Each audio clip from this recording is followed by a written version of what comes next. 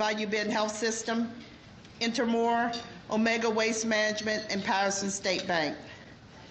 Please welcome Bart Falls from Bayou Bend Health System to say a couple of words.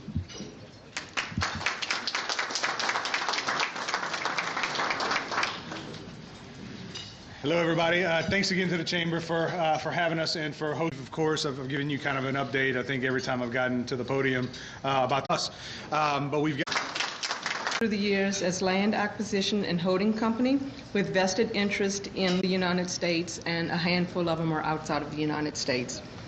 Our shareholders are passionate about their heritage, and they are. Thank you, Stephanie. We're Cabot Corporation. We're going to take a picture. Keep smiling. One of the few that he had. 07, 08? 07. 07, that we did that. We've been friends. We had. But that's what politics will do to you. Mike Strain has been for the United States. You both served with him. You know him.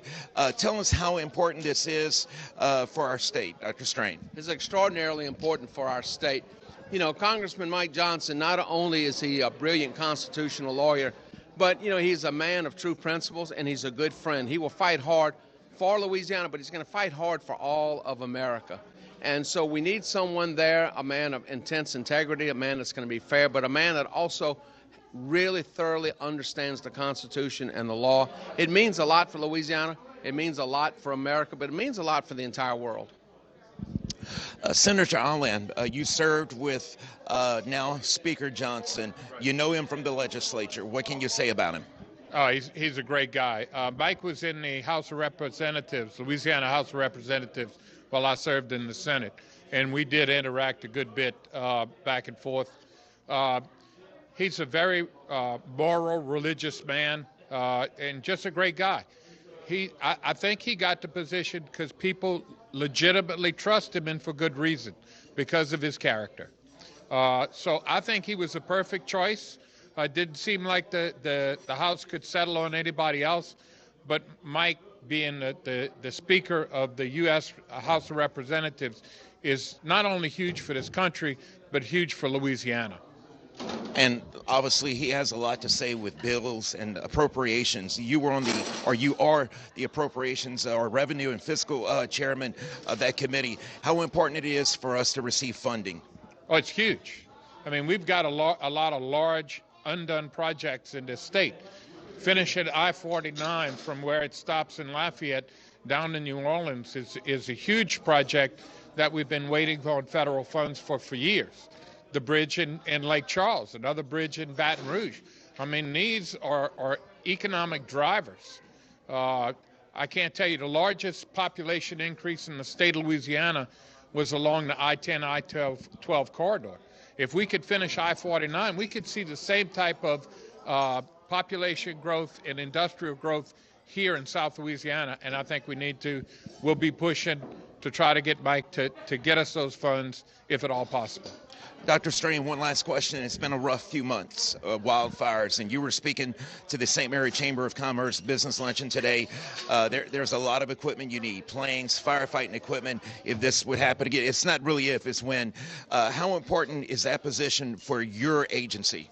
Well, when you look at that, you know, I'm the largest firefighter in the state. We're responsible for 18.6 million acres, and now we're assisting with these marsh fires. And so, you know, we have to get new equipment each year to replace what is worn out so that we can always be ready. And so when you look at that, we are the wildland firefighters. There's no other exception.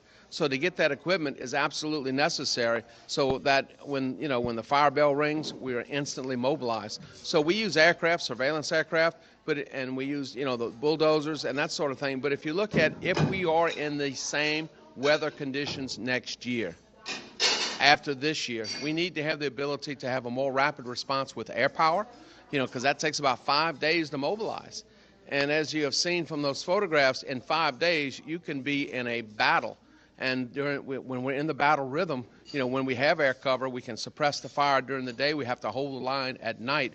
You need to have the ability to more rapidly respond in that first 5 or 6 days before you can, quote, bring the cavalry in, bring in firefighters from other states. Now, the good news is that those other states weren't experiencing the same firefighting and fire conditions. So those firefighters come from their states.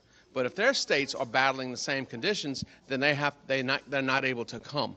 We were very fortunate to be able to draw that many men and women and resources because there were only a limited number of states under these conditions.